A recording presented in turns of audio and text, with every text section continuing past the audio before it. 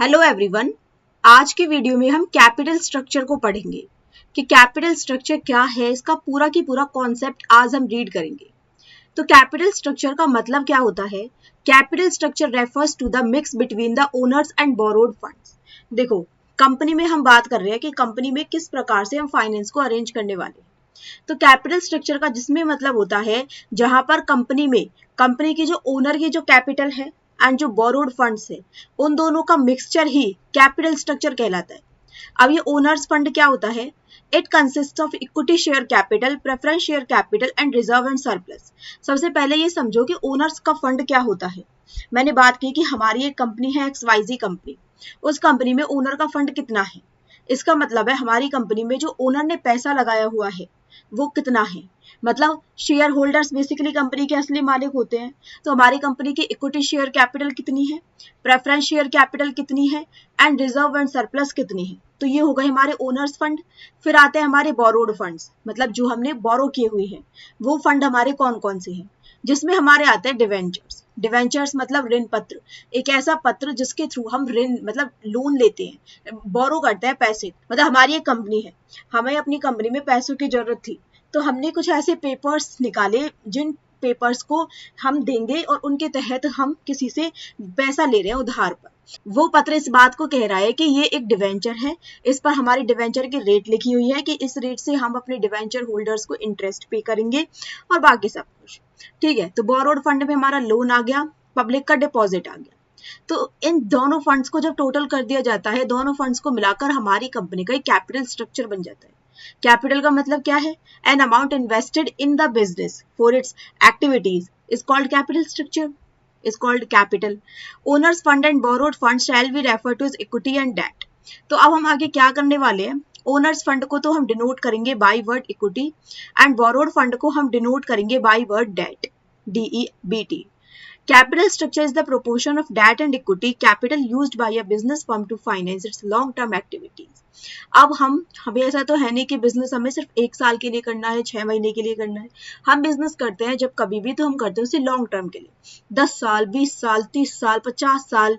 तो जब हमें लॉन्ग टर्म की जो एक्टिविटीज है उस सब के लिए हमें पैसों की जरूरत होगी। तो कैपिटल स्ट्रक्चर क्या करेगा? ये एक ऐसा प्रोपोर्शन बनाएगा हमारी डेट एंड इक्विटी का, जहां पर हम अपने बिजनेस फर्म को फाइनेंस कराएंगे। कि मेरा एक बिजनेस फर्म है, उस बिजनेस फर्म मैंने कंपनी खोली, वो कंपनी मेरे को चलानी है 20 साल तक। तो उस 20 साल के दौरान मुझे फाइनेंस की भी नीड होगी। तो वो फाइनेंस में कैसे कैसे अरेंज करने वाली हूँ? डेट एंड इक्विटी से। तो ये कहलाता है कि इसको मैं कैसे, किस प्रोपोर्शन में मैं इसको लूँ, मैं कितना उसमें कर्जा लूँ, कितनी मैं उसमें इक्विटी डालूँ, क्या क्या मैं इसमें करूँ। तो यही कहलाता है हमारा कैपिटल स्ट्रक्चर। ठीक है, अब सबसे पहले ये समझो कि financial structure versus capitalization versus capital structure क्या है। देखो, जब कभी भी टर्म आ जाती है कि फाइनेंशियल स्ट्रक्चर बताइए क्या होता है, it refers to the composition of the liability side of the balance sheet. In other words, it includes both long term and short term sources of capital. देखो, जो हमारी बैलेंस शीट होती है T shape में, यहाँ पर जहाँ पर हमारी सारी की सारी लाइबिलिटीज मेंशन होती है एंड यहाँ पर हमारी सारी की सारी एसेट्स मेंशन होती है। तो यहाँ पर जो हमारी लाइबिलिटीज मेंशन है उसमें हमारी सारी लाइबिलिटीज मेंशन होंगी, लॉन्ग टर्म भी, शॉर्ट टर्म भी। तो उनका जो टोटल बनेगा short term liabilities and long term liabilities का, उस पूरे टोटल को बोला जाएगा फाइनेंशियल स्ट्रक्चर। कि हमारी फाइनेंशियल स्ट्रक्चर इस प्रकार से है, हमारी कंपनी में हमारी लाइबिलिटीज ऐसे ऐसे है। कैपिटलाइजेशन क्या हो गया? It refers to the aggregate to long term sources of capital. अब कैपिटलाइजेशन आपसे पूछता है कि कोई क्या होता है, तो इसका मतलब है हमारी कंपनी के long term sources of capital क्या है। If short term capital sources are excluded from financial structure, what remains is capitalization. ठीक है, मान के चलते हैं कि हमारी कंपनी में long term sources of capital हैं टोटल 10 लाख की। ठीक है, शॉर्ट टर्म हमारे सोर्सेज हैं टोटल 5 लाख के। तो अब हमारा फाइनेंशियल स्ट्रक्चर क्या हो गया? इन दोनों का टोटल 15 लाख। और कोई आपसे पूछे कि कैपिटलाइजेशन क्या है हमारी कंपनी की, तो मतलब हमारी जो लॉन्ग टर्म सोर्सेस है कैपिटल के, वो कितने रुपए के हैं? 10 लाख रुपए के। तो हमारे 10 लाख रुपए की कंपनी में कैपिटलाइजेशन है।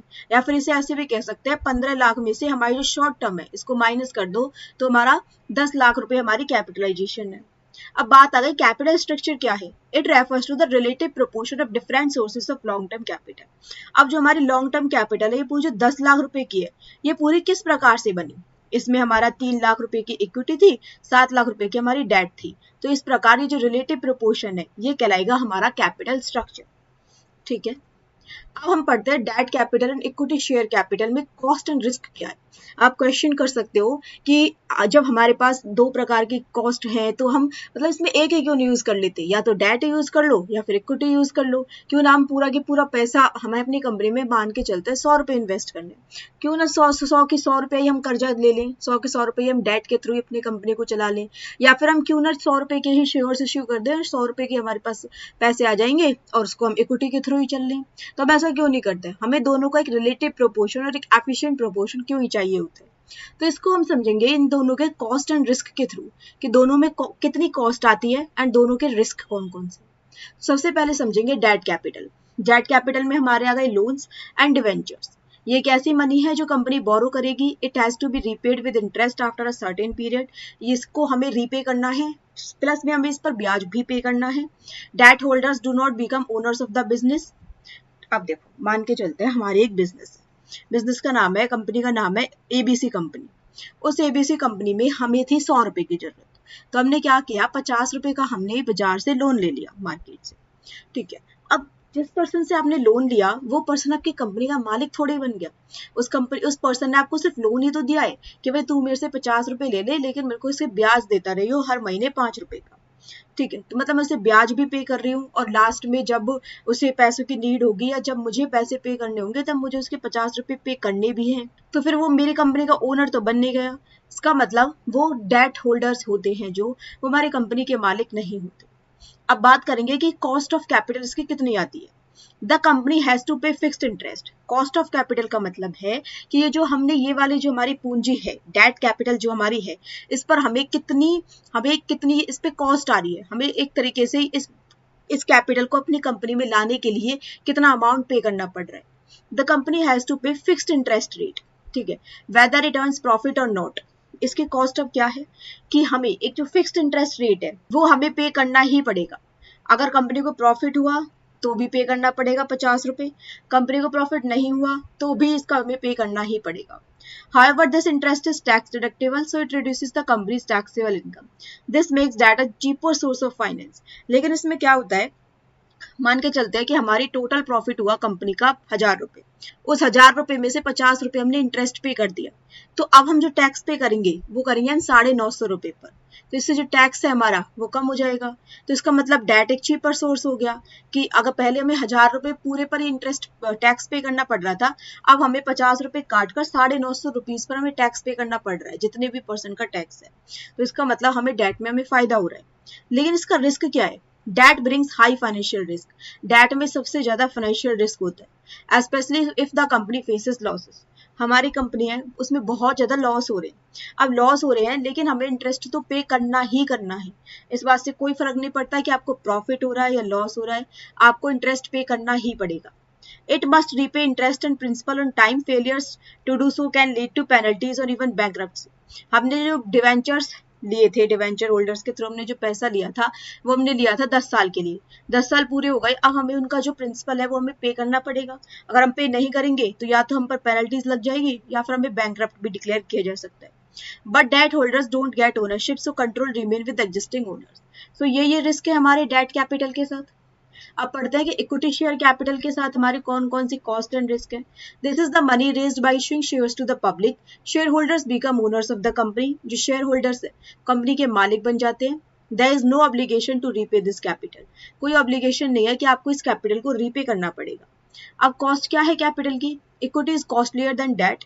इक्विटी में ज्यादा कॉस्ट पड़ती है डेट के कंपैरिजन में, क्योंकि शेयर होल्डर्स को चाहिए high return as compensation for their risk, कि वो इतना रिस्क डाल रहे हैं कि हमारा जो प्रिंसिपल है वो भी हमें मिले ना मिले, तो हम रिटर्न भी तो हम हाई चाहेंगे। Also dividends are not tax deductible, so there is no tax benefit. अब मैं 1000 रुपए का मेरा प्रॉफिट हुआ, 50 रुपए मुझे डिविडेंड पे करना है, तो टैक्स तो मुझे 1000 रुपए पर ही देना है। डिविडेंड चाहे मैं कितना भी दे दूं, टैक्स तो मुझे 1000 रुपए पर ही देना पड़ेगा। तो ये नॉन टैक्स डिडक्टेबल होते हैं। रिस्क ऑफ शेयर कैपिटल, जो शेयर कैपिटल का रिस्क है वो कौन कौन सा होता है? Equity is less risky for the company, equity में कम रिस्क होता है, because it does not have to pay dividends if not earning profit. Profit होगा तो मैं डिविडेंड पे कर दूंगी, प्रॉफिट नहीं हुआ तो मुझे डिविडेंड पे करने की कोई नीड नहीं है। But it can cause loss of control as new share holders get voting rights. लेकिन इसमें जो कंट्रोल होता है, हमारा जो कंट्रोल है कंपनी के ऊपर, वो बहुत कम होता चला जाएगा, क्योंकि शेयर होल्डर्स बढ़ते चले जाएंगे और वोटिंग राइट्स बढ़ते चले जाएंगे। तो ये हमारे कॉस्ट एंड रिस्क आते हैं debt capital and equity share capital. अब पढ़ते हैं कि इनके कॉस्ट वर्सेस रिस्क है क्या क्या। अब आप एक एज एन इन्वेस्टर के पर्सपेक्टिव से सोचो। आप सोचो कि आपने एक कंपनी में इन्वेस्ट किया है, कोई एबीसी कंपनी है, उस एबीसी कंपनी में हम इन्वेस्ट कर रहे हैं। अब आप सोच रहे हो कि मैं as a debt capital invest कर रहा हूँ। मैंने क्या किया, मैंने उस एक कमरे में 50 लाख रुपए लगाए, उस कंपनी के मैंने डिवेंचर्स परचेज कर लिए। अब उस पर जो रिटर्न होगी वो लो होगी, मतलब इतना एक जो फिक्स्ड इंटरेस्ट रेट है मुझे वही तो मिलेगी, रिस्क भी बहुत कम है, मेरा अमाउंट भी मुझे वापस मिल जाएगा, और जो मेरा अमाउंट है वो रीपे करने की जो गारंटी उसके पास है। लेकिन आप सोचो कि अब आपने 50 लाख रुपए ही इक्विटी कैपिटल में लगाए हुए हैं एक दूसरी कंपनी में, रिटर्न हाई है क्योंकि आपने इक्विटी कैपिटल में लगाए हुए हैं, कंपनी को जितना ज्यादा प्रॉफिट उतना ज्यादा आपको रिटर्न मिलता चला जाएगा। रिस्क एसोसिएटेड हाई रिस्क है कि भाई कंपनी कहीं डूब ना जाए, कंपनी डूब गई तो, अगर कंपनी को लॉसेस हुए तो ये सारे के सारे इसमें रिस्क होते हैं। अब आप एज एन कंपनी सोचो कि आपकी कंपनी है, अब कंपनी के हिसाब से आपको डेट कैपिटल है, कॉस्ट ऑफ कैपिटल तो उसमें भले ही कम है लेकिन रिस्क तो हाई है, आपको तो उसमें इंटरेस्ट भी पे करना है और उसकी जो प्रिंसिपल अमाउंट है वो भी रीपे करनी ही करनी है। अब जो इक्विटी कैपिटल है, कॉस्ट ऑफ कैपिटल भले ही हाई हो लेकिन उसमें रिस्क बहुत कम है, डिविडेंड हमें केवल तब पे करना है जब प्रॉफिट होगा। ठीक है, तो ये सारे के सारे कॉस्ट वर्सेस रिस्क हमारे होते हैं इक्विटी एंड डेट कैपिटल में। अब financial leverage and financial risk क्या है? फाइनेंशियल लेवरेज का मतलब होता है using borrowed funds in the capital structure to increase the potential return on equity. Financial leverage का मतलब है कि हम अपनी कंपनी में ज्यादा से ज्यादा बोरोड फंड का यूज करेंगे ताकि हमारी जो इक्विटी पर रिटर्न है वो बढ़ जाए। For an example, if A company uses 10 lakh rupees of its own money and earns 2 lakh rupees profit. अब इसका क्या मतलब है फाइनेंशियल लेवरेज का? मान के चलते एक कंपनी है जिसने 10 लाख रुपए के अपना पैसा यूज किया हुआ है, मेरा अपना पैसा है कंपनी में, मैंने 10 लाख रुपए लगाए हुए हैं, मुझे प्रॉफिट हुआ 2 लाख रुपए का, मेरी रिटर्न कितनी हो गई 20%, 10 लाख पर मुझे 20% का प्रॉफिट हुआ।